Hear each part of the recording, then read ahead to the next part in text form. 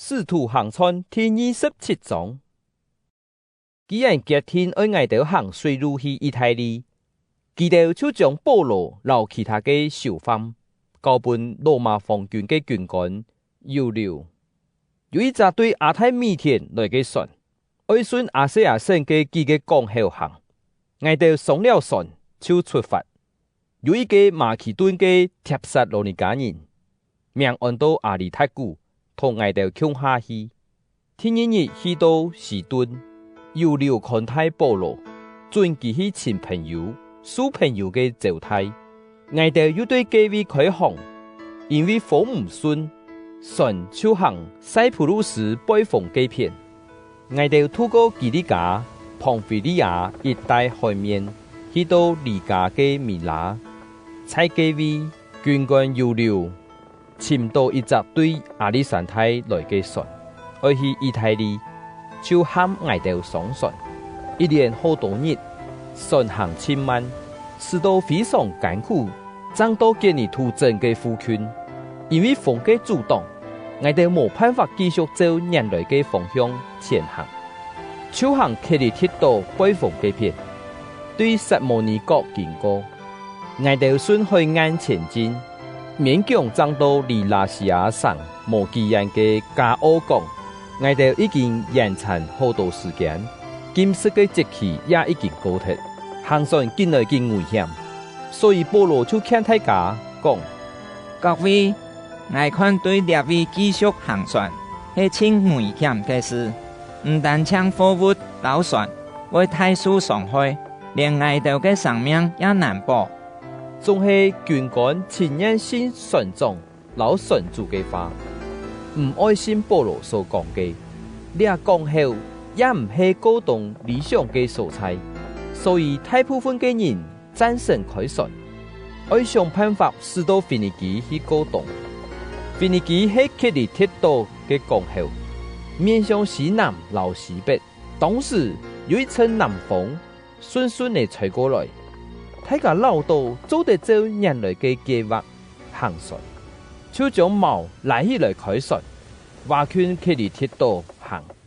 冇幾久，有一陣按到東北風嘅狂風對島上吹下來，船半風吹到橫來橫去，我哋冇法度，只有油菜炮風吹定走，船吹到一個細島北風嘅片，幾度按到高台。我哋想盡辦法爭保存幾隻救生艇，雖然將幾隻救生艇拖上大船，要用大索嘅電到大船底塌河，佢哋又將船衝到水泥地嘅沙洲，就將大帆布標下來，本船順風漂流，炮風繼續吹定來。第二日，佢哋就開始將貨物飛落海中去。又過一日，連船當用嘅工具也全數飛脫。好多日，我哋冇看到日頭流星呢。颱風浪繼續吹北，最後我哋連得救嘅希望也落空了。船當嘅人已經千多日冇食東西。保羅企在佢哋面前講：各位，你哋那係做到聽我嘅話，莫對克里鐵島開船，就唔會知道暗慘嘅損失。呢下我勸你哋要勇敢，你哋唔會有人喪失性命，只有呢隻船會損失。因為我所屬所敬拜嘅上帝，從暗部差佢嘅天使對我講：保羅，唔使驚，你一定會企在皇帝嘅面前，唔但像咁樣，因為上帝嘅慈愛，佢已經決定要保守所有同意共船嘅人嘅性命。所以各位要勇敢，我相信上帝一定會實現佢對我所講嘅話，總係我哋一定會跑到一個島上去。到第14日暗晡，我哋嘅船係在亞得里亞海漂來漂去，到半夜船人撈到我哋已經困6天，就標下索嘅去探水嘅深淺，結果係40公尺。又向前再探係30公尺，佢哋將船衝到礁石，就對船尾標4隻矛下去，望天講，船人想要逃走，将救生艇吹落海面，再以爱对船头标锚落海。保羅對軍官留兵的講：掠到船員那無留在船檔，你哋就會無救。兵的就斬斷救生艇嘅索嘅，又踩佢跑走。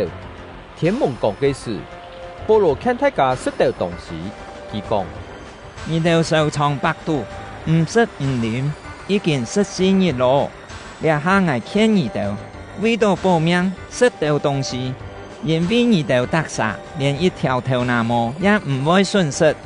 講了這句話，保羅拿到麵包，在大家面前向上帝感謝，然後拔開來食，大家就安心。自家也拿到來食，我哋在船檔嘅總共有276沙，大家食飽後，為咗減輕船嘅負擔，又將船檔嘅麥嘅飛落海中去。天光嘅時，雖然唔識嘅蔬菜，總係發現一個海灣，又有沙灘，就決定想辦法將船駛上去。佢哋先斬斷太索，將錨飛在海中，同時解開船頭嘅索嘅，拉起船頭嘅帆布，半風將船吹到岸邊去。總係船沙衝到沙柱，船頭卡死。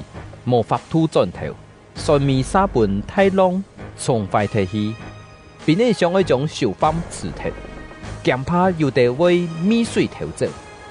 總係軍官愛救保羅，不准佢哋亂來，就下令喊會抽水嘅人先跳下去，抽水上岸。